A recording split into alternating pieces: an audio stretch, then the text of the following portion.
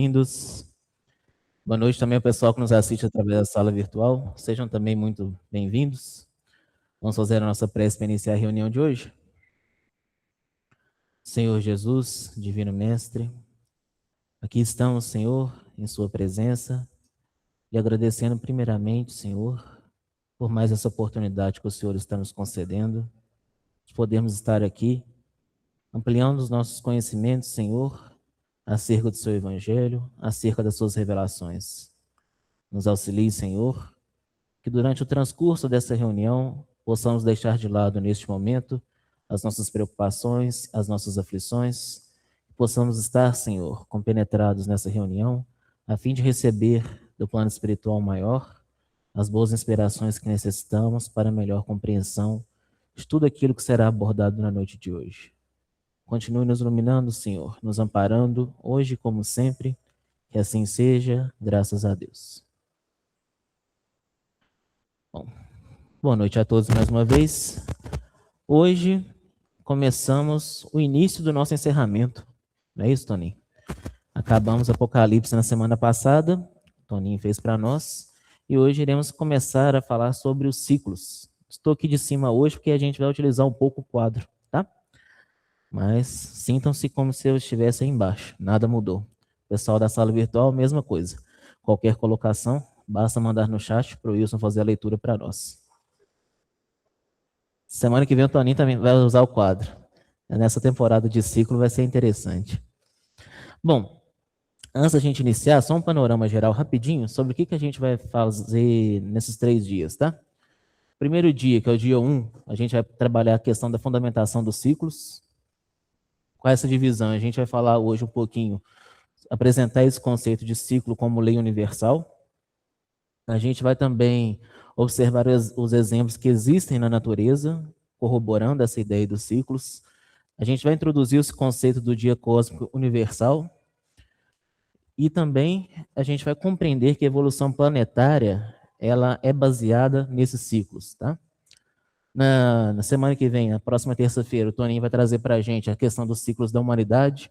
A gente vai entender como que a história da humanidade está enquadrada nessa questão dos ciclos, por que a humanidade se encontra do jeito que está hoje, em qual fase que ela se encontra, tá? Será explicado o ciclo da raça ariana e sua relação com a narrativa bíblica, aquilo que o Emmanuel traz lá no Caminho da Luz, a gente vai destrinchar mais também, e entender, como eu já tinha dito antes, onde a humanidade se encontra no momento atual da evolução planetária, tá bom?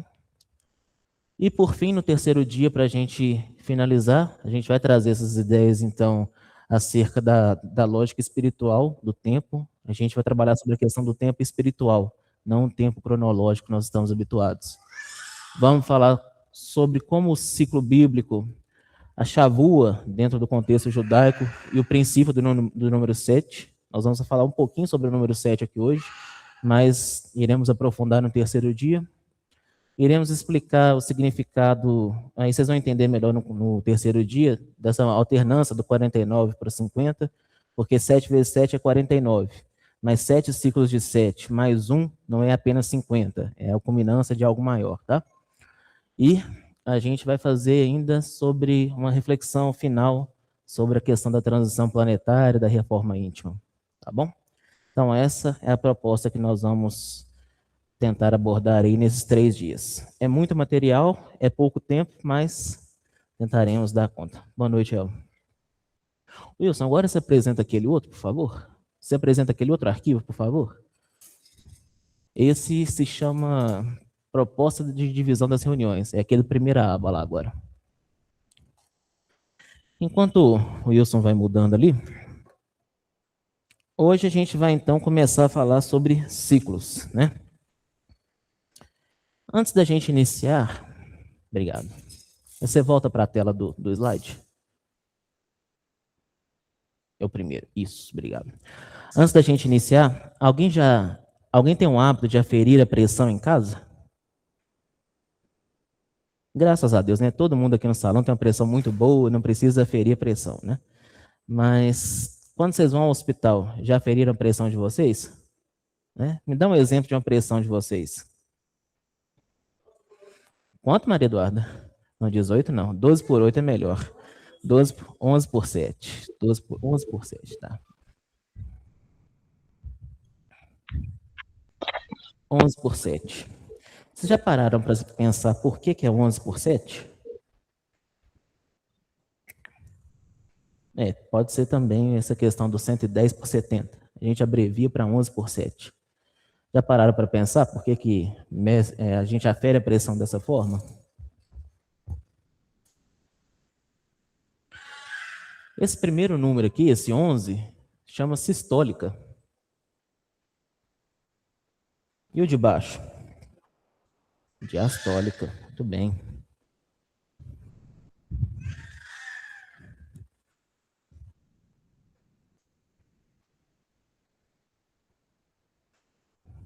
O que isso significa?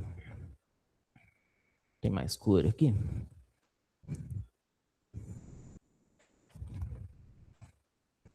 E tem lá escrito ainda, né? mmHg.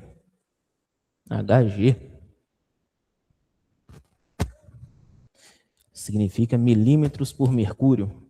Os primeiros aparelhos de aferição de pressão utilizavam mercúrio para poder calcular quanto que o mercúrio é mais denso que a água. Aí colocava-se o mercúrio para poder ver onde que o ar estava ali.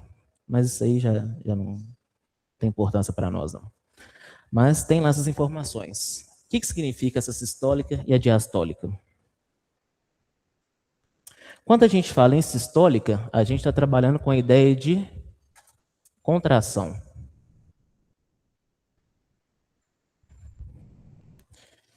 Tem mais uma cor aqui, eu acho. Quando a gente trabalha com a diastólica, a gente está trabalhando com uma ideia de o oposto, relaxamento. Quando ocorre a contração, o que acontece no nosso corpo? O nosso coração, ele envia o sangue para as artérias. O sangue passa pelas artérias e vai alimentar o nosso pulmão e os demais órgãos do corpo humano. Não é isso? Quando acontece nesse processo aqui de relaxamento, o sangue volta para o coração através das veias. A veia cava, principalmente. E esse processo vai acontecendo a todo momento. A todo momento. Várias vezes por segundo. Não é isso? Vocês conseguem perceber que dentro desse processo tem um ciclo? A gente chama isso aqui de ciclo cardíaco. É um exemplo de ciclo, não é? Além do ciclo cardíaco, vocês já usaram na casa de vocês um chuveiro elétrico? Né? Tomar banho, aqui em Minas Gerais a gente usa muito isso. Não tomar banho, fala utilizar o chuveiro elétrico no Brasil como um todo, né? Você não usa não, Rebeca? Ah, tá. A gente usa muito o chuveiro elétrico, né? Vocês já pararam para pensar como que funciona o chuveiro elétrico? Na rua da gente tem um transformador. O transformador, ele manda energia para a nossa casa. E aqui em Minas Gerais, agora especificamente falando, a gente tem na nossa casa lá, geralmente é uma tensão de 127 volts. Né? O volt aqui é no singular mesmo, né? A gente não usa plural para poder designar nome, não. Era o nome de um cara, volt. E vocês já ouviram falar que nós temos uma fase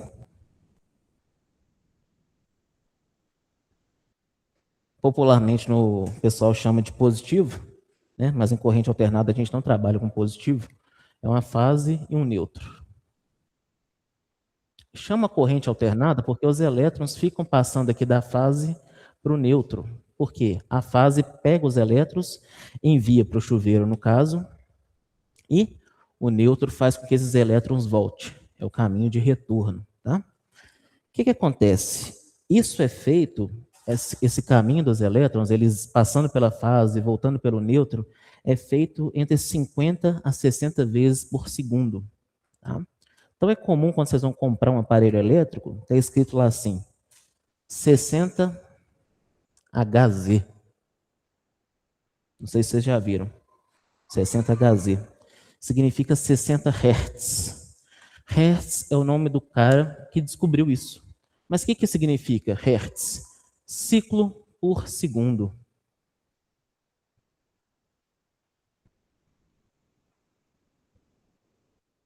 Então, a energia faz esse caminho de ida e volta cerca de 60 vezes por segundo. É muito rápido. Por isso que o choque incomoda tanto, né? É um exemplo de ciclo também, concorda? E da mesma forma que a gente vê a existência desses ciclos no nosso corpo, na corrente elétrica da nossa casa, a gente consegue ver também em outros âmbitos, tá? No planeta, a gente consegue ver a existência de ciclos? Quem poderia dar um exemplo? Que não seja o Toninho. As estações do ano é um ótimo exemplo. Antes dele, o dia e a noite. Pois bem, as fases da lua. Dia,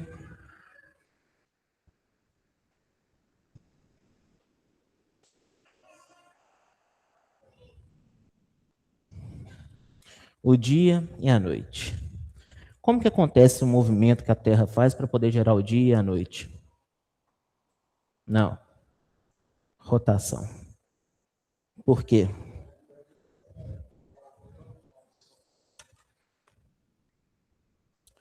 Nós temos aqui um movimento de rotação.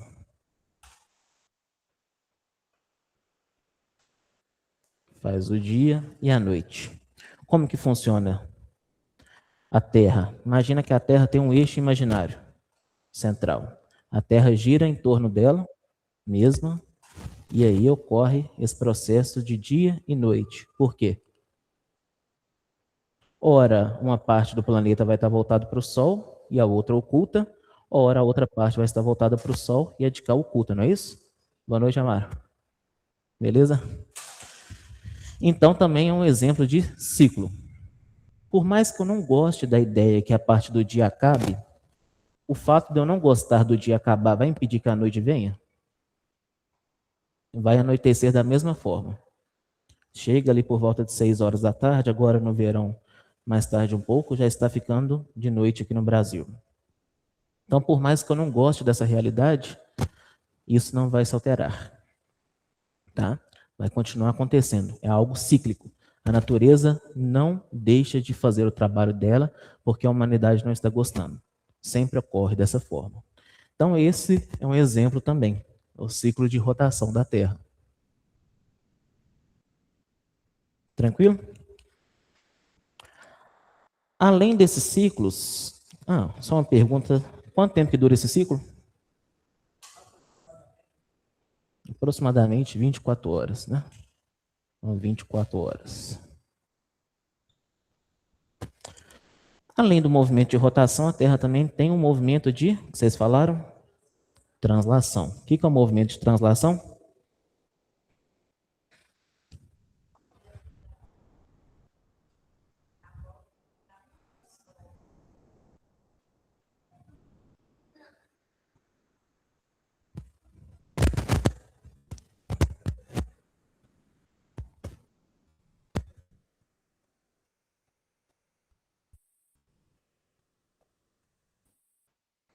O ciclo de translação é o tempo que a Terra demora para poder dar uma volta completa em torno do Sol, que é seu astro. Com esse movimento de translação, a gente tem a ocorrência das estações do ano. Temos aqui. Qual que é a primeira? A que começa nesse ano, qual que é? Não, que vai começar nesse ano, a próxima. Outono. Pois bem. Depois do outono?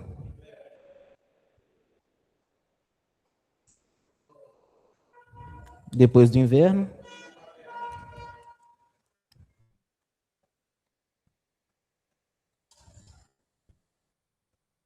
Termina com verão. Pois bem. Eu precisava de um livro, que não está aqui. Tem uma bolsa aqui.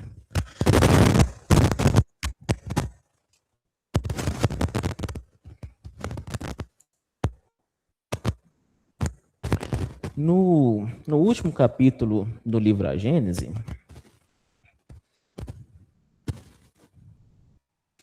tem uma mensagem de espírito que se chama Aragó. Já ouviram falar desse espírito? Hã?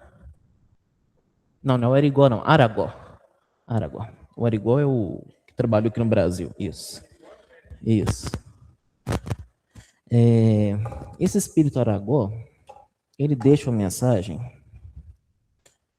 que amplia muito aquilo que a gente conhece sobre ciclo. Olha o que ele fala. Cada corpo celeste, além das leis simples que presidem a divisão dos dias e das noites, das estações e etc., sofrem revoluções que demandam milhares de séculos para sua perfeita realização, mas que, como as revoluções mais breves, passam por todos os períodos, desde o nascimento até o apogeu do efeito. Apogeu, ponto máximo. Depois do que há um decréscimo até o último limite, para recomeçar em seguida a percorrer as mesmas fases. O que ele está falando aqui? Que cada corpo celeste, tudo vai obedecer a uma lei cíclica. Começa de uma forma e vai terminar de outra. Tem o seu apogeu e tem o seu declínio. Tudo. Tá? Tudo. O homem não abarca senão as fases de duração relativamente curta que ele pode constatar a periodicidade. Mas há umas que compreendem longas gerações de seres e mesmo sucessões de raças. Seus efeitos, por conseguinte, têm para ele as aparências da novidade e da espontaneidade. Ao passo que, se o seu olhar pudesse abranger alguns milhares de séculos para trás, ele veria, entre esses mesmos efeitos e suas causas, uma correlação que nem sequer suspeita. Esses períodos que confundem a imaginação dos humanos por sua relativa duração não são, contudo, senão instantes na duração eterna. No mesmo sistema planetário, todos os corpos que dele dependem reagem uns sobre os outros. Todas as influências físicas aí são solidárias. E não há um só dos efeitos que designais sob o nome de grandes perturbações que não seja consequência da componente das influências de todo esse sistema. Vamos resumir. A gente não vive sozinho no universo. A Terra, ela é influenciada por todos os outros astros que existem, tá? Então a gente não consegue viver isolado. Por que é importante a gente entender isso? Para a gente entender que as coisas não estão jogadas ao vento como a gente pensa. Você lembra que ele falou aqui nas mensagens, vocês vão se lembrar, que tem um ciclo crescente e um ciclo decrescente na ordem do universo? Se a gente olhar para esse ciclo de translação aqui da Terra, vocês conseguem enxergar que há um ciclo crescente e um ciclo decrescente? Qual que é o ciclo crescente? Estampando aí, ó. Tá dando para ver? Qual que é o ciclo crescente? Oi? Mas qual que é? Primavera, verão ou outono e inverno? Primavera, verão? Por quê? Primavera é onde as flores florescem, os dias são mais longos porque estão mais próximos ao sol, é uma época de crescimento, é uma época mais, se a gente fosse colocar, designar um aspecto emocional para essas épocas do ano, seriam épocas mais extrovertidas, não é isso? Ao passo que o outono e inverno são épocas de maior recolhimento, onde as folhas estão caindo, é mais frio, os dias são mais curtos, as noites são mais longas, tá? Então, esse é um período de ciclo crescente. Esse decresce. Esse cresce. Tranquilo até aqui? Deixa eu só aproveitar e dar uma dica para o pessoal que está acompanhando hoje. Guardem todas as informações que o Cláudio está apontando para vocês hoje. Semana que vem é continuidade disso aí, hein? A gente não vai voltar nisso, não. Isso aí vai ajudar a compreender os outros ciclos que a gente vai abordar. Exatamente. Mas para quem não está guardando, não se preocupem, que daqui 2 anos a gente vai gravar e vai postar no YouTube, tá bom? Aí vai ficar de fácil consulta para todo mundo. O Wilson está no Sistólica. Depois. Bom, mas vamos continuar. Só que tem uma coisa que eu vou contar para vocês, que talvez vocês não tenham percebido na natureza. Os ciclos, eles são setenários. Setenários. O que é isso? Vem do 7. O 7 está presente em vários ciclos. Tá? Um exemplo. Vocês já ouviram falar de uma tal de Lua? Um satélite que nós temos? Quando a gente vai trabalhar com essas datas aqui agora, é importante a gente alertar o seguinte. Eu consigo mensurar quantos abacates tem uma abóbora? Quantos abacates tem uma abóbora? Se alguém de casa souber. Por que eu não consigo? Abacate é uma coisa, abóbora é outra, né? Quando a gente trabalha com essas datas, a gente está falando do tempo da Terra. O tempo da Terra é um, o tempo de Saturno é outro. Então, são coisas aproximadas, tá? Então, não é exato.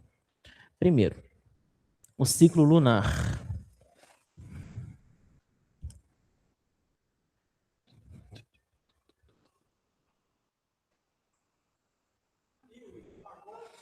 O Wilson agora que não vai pegar mesmo. Ele estava anotando. Tinha um professor meu que era ruim, ele começava a pagar daqui para lá.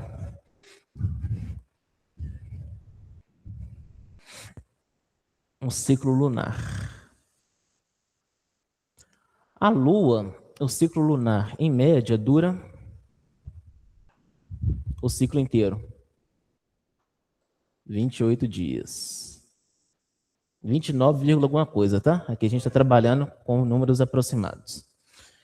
A Lua tem 4 fases. Quais são? Vamos começar pela Lua nova?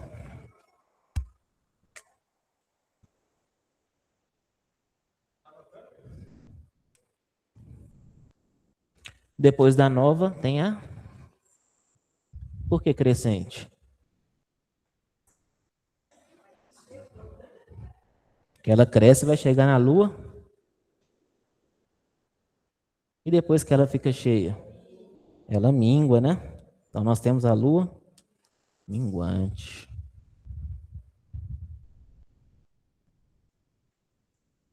Eu não gosto muito de matemática, não, mas agora vocês me ajudam, por favor.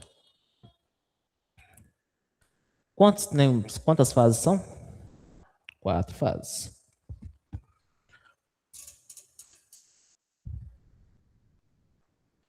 Quantos dias? 28, ok. Quanto que é 28 dividido por 4? 7. Tá vendo o número 7? Vocês lembram lá, quando a gente estava vendo Gênesis, que a gente chegou a comentar que a Torá tem 70 faces? Né? E dentro desse processo, a gente também aprendeu sobre o Shabat. E além do Shabat, a gente aprendeu também que na história da criação do mundo, o mundo foi feito em 7 dias. Não foi isso? Esses 7 dias não são literais. A gente vai relembrar isso. Mas vocês percebem que o número 7 está sempre presente dentro do contexto bíblico. Tá? Se a gente for estudar tudo isso que nós começamos a aprender lá em Gênesis, até no Apocalipse, é uma história que envolve 7.000 anos. 7.000 anos. Depois o Toninho vai explicar isso melhor para vocês na semana que vem. Por quê? Sem spoiler. Tá? Mas é de 4.000 anos antes de Cristo, da história da queda do Adão, até 3.000 depois de Cristo. É só isso que eu vou dar de spoiler. Só para poder fomentar a ideia de vocês para a semana que vem. Mas então, o número 7, ele sempre está presente nessa questão cíclica. Tá? E isso é o que? Místico? Você pode falar assim, não, isso é coisa de bruxaria, é algo mais voltado para o esoterismo, é isso? Não. É matemática. Tá? Por quê? Vocês já ouviram falar também de uma tal de lei áurea? Lei áurea não, desculpa, proporção áurea. O que acontece? Eu faço palavra cruzada todos os dias num site. E durante 4 dias apareceu a mesma palavra cruzada. Isso aí me encasquetou a cabeça, a ponto que eu já estava decorando qual que eram as perguntas. E uma delas era o nome da lei áurea. Então, por isso que eu estou com essa lei áurea na cabeça. Mas voltando. A proporção áurea, vocês já ouviram falar? Da sequência de Fibonacci? Quem consegue me lembrar o que é? É espiral.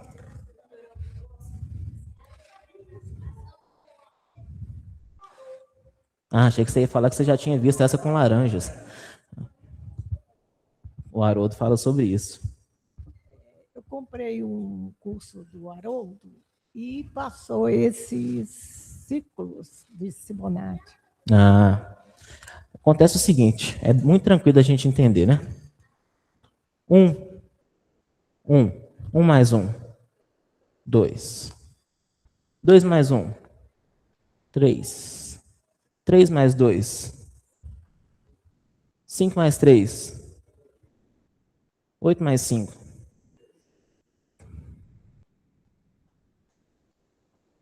13 mais 8, 21. 21 mais 13. Mais 10, 31, mais 3, 34. E assim vai sucessivamente, de forma que o número seguinte é sempre a soma do último com o anterior a ele. Isso é a proporção áurea. Por quê? A razão entre esses números a gente encontra em várias formas da natureza. Por exemplo, no caracol, nas pétalas do girassol, no homem vitruviano, aquela pintura de Leonardo da Vinci, ele também utilizou de toda a proporção áurea para poder fazê-la.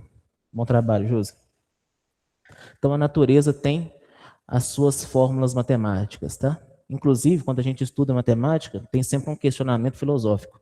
A gente inventou a matemática ou a gente apenas a descobriu? Porque ela já estava na natureza. Por quê? Eu posso falar que um é um e o outro também é um. Somar os dois vai dar 2. Só que a natureza já dava esse conceito para nós. A gente somente deu a nomenclatura. Tá? É mais complexo esse debate, mas só para a gente entender. Bom, além desse ciclo lunar, vocês já ouviram falar que nós temos um sistema solar também, né?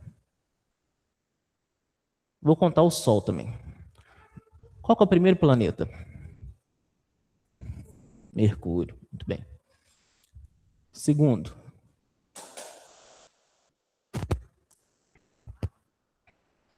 Mercúrio. Vênus. Próximo. Vocês estão esquecendo onde é que vocês moram, né? Ah, tá. Terra. Marte. Quem fugiu da escola? Ah, tá. Quem mais? Júpiter. Urano tá lá no final. Júpiter. Saturno. Urano. Netuno. E o Plutão, vocês esquecem que ele já não é considerado planeta mais, não. Tá? Hã? Ele não é considerado mais, não, porque se fosse considerar Plutão como planeta, a gente teria que considerar uma série de outros mundos também como planetas, em função do tamanho dele, então a gente não considera mais. Plutão é considerado pela ciência um planetoide. O exoplaneta, né? Bom, considerando que o Sol é o número 1, Mercúrio é o número 2, Vênus é 3, Terra 4, Marte 5, Júpiter 6, Saturno 7. Vocês sabem quanto tempo que demora para Saturno o movimento de translação dele em tempos terrestres?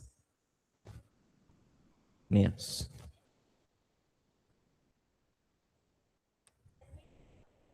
Menos.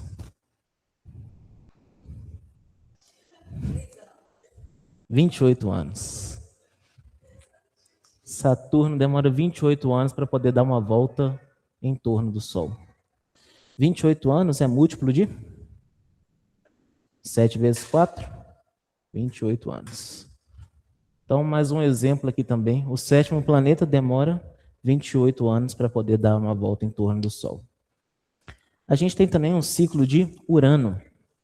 Urano, ele vai gastar 84 anos para fazer o seu movimento de translação. 84 anos, múltiplo de 7. Por quê? 12 vezes 7 é 84 anos.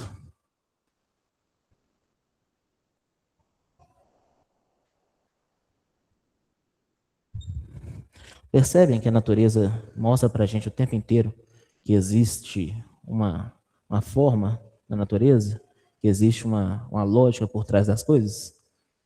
Um fato curioso também é que os cientistas já admitiram isso, que a forma que a Terra, o processo de criação da Terra, que está descrito na Gênesis, era uma chance em milhões de acertar qual foi a ordem correta, da forma como está lá. A ordem de criar a luz, toda aquela história toda. Então, isso tem uma lógica muito grande por trás, uma lógica muito bonita. Tá? O universo, ele não existem acasos. Tudo segue uma lei. E essas leis, elas são regidas por ciclos. E agora, é importante a gente falar que a gente conhece muito dos ciclos menores. Mas aquela mensagem do Aragó, o que ele falou ali? A gente consegue observar os ciclos que a gente consegue enxergar. A gente consegue ver o que é um ciclo cardíaco, a gente consegue ver o que é um ciclo de rotação da Terra, um movimento de translação, a gente consegue saber do ciclo de Saturno, um ciclo de Urano, mas é aquilo que a gente não consegue enxergar. Como é que a gente vai mensurar isso? Através da doutrina espírita, a gente tem elementos que nos auxiliam nesse processo de compreensão. Por que é importante a gente estudar sobre isso? Isso é uma matéria da conclusão, mas só adiantando um pouquinho. Porque quando a gente entende todo esse processo, a gente não fica desesperado. O conhecimento, ele tira qualquer ação desesperadora da nossa parte. E a gente sabe para onde que estão caminhando as coisas. Tá? Então, por mais que apareçam problemas na minha vida, eu não preciso me entregar ao desespero. Tá? Porque dentro desse processo todo, se a Terra, que é um planeta pequeno, dentro de uma galáxia que tem milhões de planetas, e são milhões de galáxias, bilhões, tudo isso funciona em ordem, por que eu não funcionaria? Por que a minha história não funcionaria em ordem também? Né? Então, esse processo de conhecimento nos leva a entender melhor isso. Bom, mas dentre esses ciclos que a gente não conhece, em 1954, o Chico foi chamado para esclarecer algumas coisas, porque tinha saído um livro na época, e esse livro estava despertando um certo alvoroço na comunidade espírita, porque trazia muitas informações inéditas, reveladoras. Tá?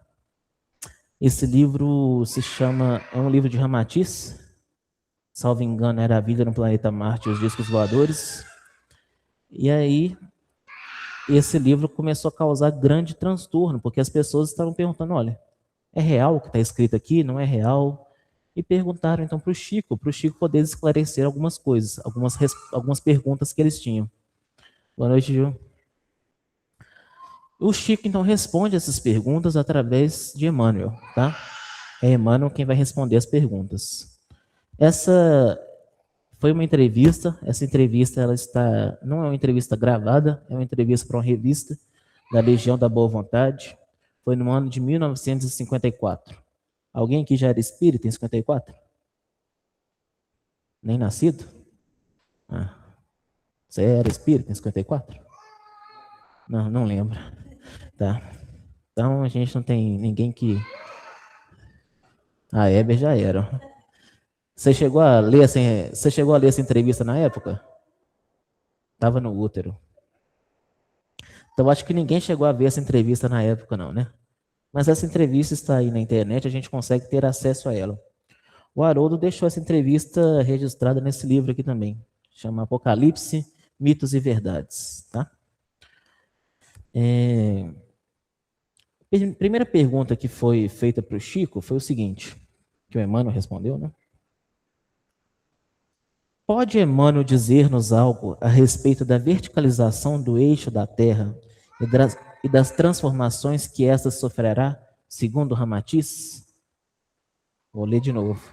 Pode Emmanuel dizer-nos algo a respeito da verticalização do eixo da Terra e das transformações que esta sofrerá, segundo Ramatiz? O que é esse negócio de eixo da Terra? A Terra ela não é totalmente esférica. E não é plana, tá, gente? Não é plana. Ela não é uma esfera perfeita. Ela é achatada nos lados, nos polos. E Fernandinha, boa noite. Fernandinha estava na sala virtual 30 segundos atrás. Ela é achatada nos polos, só que além desse movimento de rotação e translação que a Terra faz, há também um movimento do eixo dela. Eu não cheguei a brincar com isso, tá? Mas quem estuda isso fala que é a metáfora do peão. Quem jogou peão aí?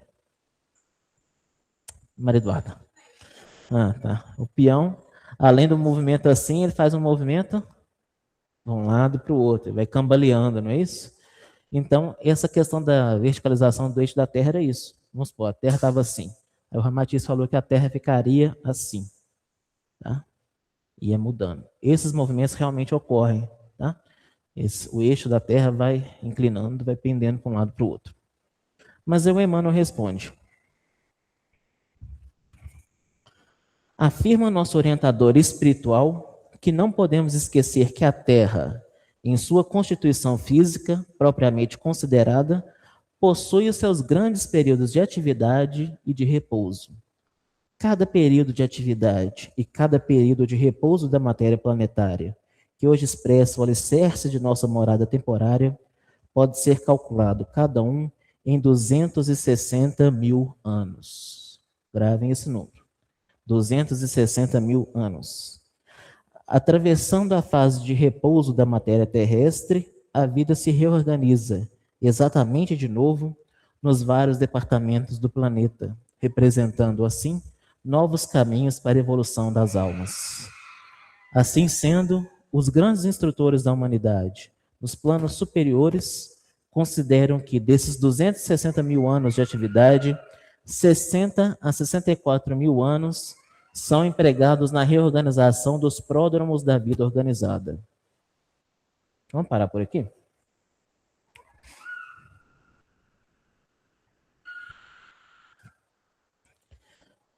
Se eu for um pouquinho mais além na leitura, eu já vou entrar no dia do Toninho, que é terça-feira que vem. O que ele está falando aqui? Cada período de atividade de repouso da matéria dura 260 mil anos. Tá? Vamos apagar aqui.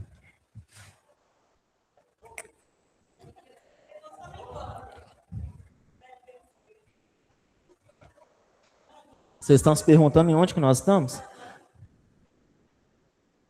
Não, ele já tirou foto.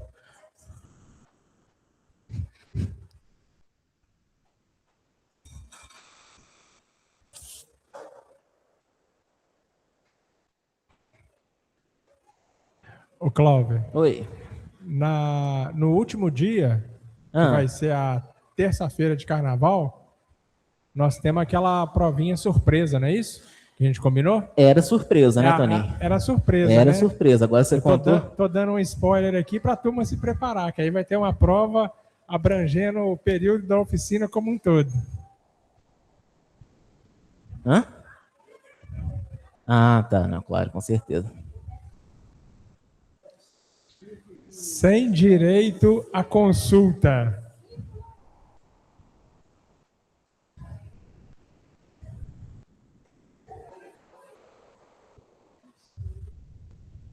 Então, 260 mil anos de atividade, 260 mil anos de repouso. Somando os dois, quanto tempo que dá? 520 mil. Então, um ciclo completo da Terra dura 520 mil anos. Tranquilo?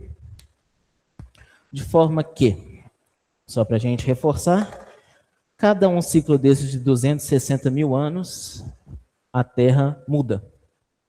Uma hora ela está numa fase crescente, depois 160 mil anos, ela começa a passar para uma fase decrescente. Tá? Vocês estão se perguntando onde é que a gente está, né? Terça-feira que vem vocês vão ter a resposta.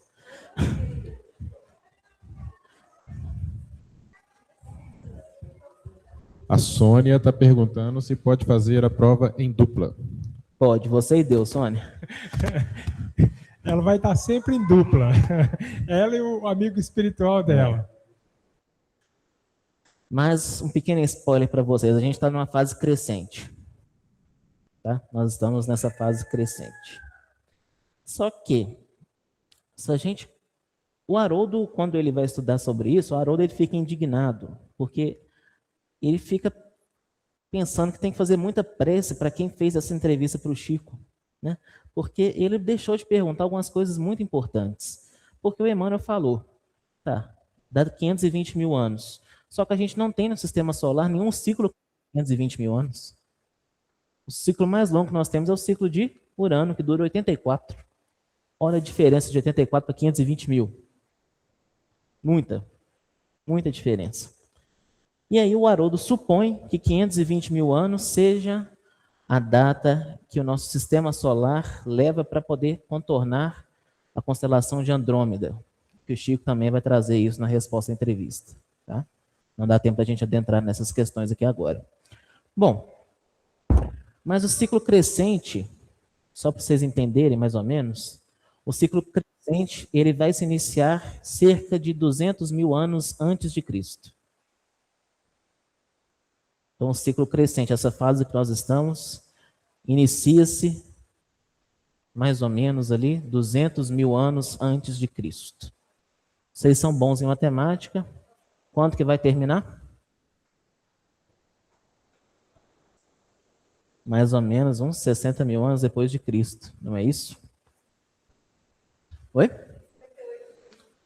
60 mil depois. Lá por volta de... Se a gente for chutar mais certinho, quando estiver iniciando os 61 mil, já vai estar numa fase de repouso. Vocês acham que dá tempo de melhorar até lá? Porque em 60 mil anos, dá tempo de vocês... Em 60 mil anos, dá tempo da gente reencarnar pelo menos umas 30 mil vezes. Pelo menos 30 mil reencarnações. Se em 30 mil reencarnações você não conseguir melhorar, está faltando muita coisa, tem muita coisa errada. Tá? Então não se preocupe. Tá? Tem muita oportunidade para melhorar daqui para frente. Mas nós estamos então nessa fase crescente.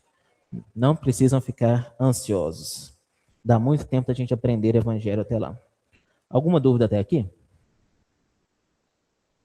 Todas.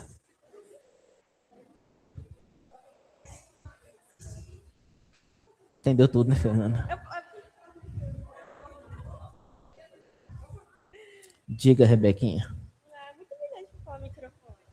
Mas, tipo assim, todo mundo vai ter o mesmo tempo ou tem almas que já estão mais evoluídas do que outras? Excelente pergunta. Excelente pergunta. O que acontece? Quando... Lá na época de Gênesis, por exemplo, na época de Moisés, tinha essa quantidade de espírito reencarnado que nós temos hoje? Quantos que nós somos aqui na Terra reencarnados hoje?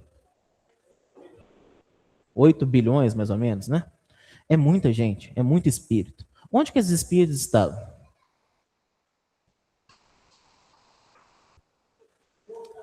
Estava todo mundo em nosso lar?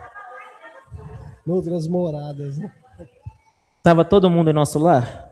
Lá na fila? 8 bilhões de pessoas lá em nosso lar? Não estava. Mais da metade não brava. Vamos ser um pouquinho mais caridosos. Eles estavam espalhados pelo universo. Então, não tem como todos esses espíritos estarem na mesma faixa evolutiva. A Terra, ela já abrigou espíritos que, quando desencarnaram, eles já foram direto para uma faixa muito superior. Por exemplo, Eurípides Barçanufo, Bezerra de Menezes, que reencarnaram aqui no Brasil. O Brasil, para esses espíritos, já foi, inclusive, pátria do mundo, coração do Evangelho. Tá? Então, todos nós vamos ter o mesmo tempo? Depende. Isso aí, questão de reencarnação é muito particular de cada um. Mas aqui a gente está falando do tempo da Terra, do ciclo da Terra. Tá? Toninho vai falar com vocês semana que vem, só para adiantar. Por exemplo, né, no mundo de Capela, quando houve o degredo dos capelinos para cá, muito provavelmente a Terra estava passando perto da constelação do Cocheiro, para poder aproveitar. Por quê? É muito mais fácil acontecer um degredo quando eles estão perto, os planetas estão perto, do que quando eles estão longe. Tá? Mas daí já são assuntos para outros capítulos. Nosso horário já encerrou. Tranquilo? Não, tá tranquilo sim. Tá tranquilo sim. Semana que vem a gente continua. De forma geral, eles falaram assim, dúvidas todas, mas agora nenhuma. Nenhum, é. A melhor, quando a gente está estudando, né, com o professor, a melhor aula é aquela que você não entende nada. Que o professor vira e fala assim, vocês entenderam? Não, nem eu que estou explicando. É basicamente por aí. Vamos fazer a nossa prece para a gente encerrar? Deus, nosso Pai, lhe agradecemos, Senhor, por essa oportunidade que podemos ter na noite de hoje. Nos auxilie, Senhor, a fim de que esse conhecimento possa ser realmente conhecimento salutar, que a gente possa operar transformação em nossas vidas, Senhor. Nos auxilie a conscientizar cada vez mais acerca da necessidade de curarmos as nossas falhas, trabalharmos as nossas imperfeições. Que nunca nos falte, Senhor, a oportunidade do trabalho em sua vinha. Nos auxilie, nos orientando em tudo aquilo, Senhor, que precisamos, em tudo aquilo que ainda não temos o discernimento necessário. Cuide de cada um de nós, Senhor, como sempre. Assim seja, graças a Deus.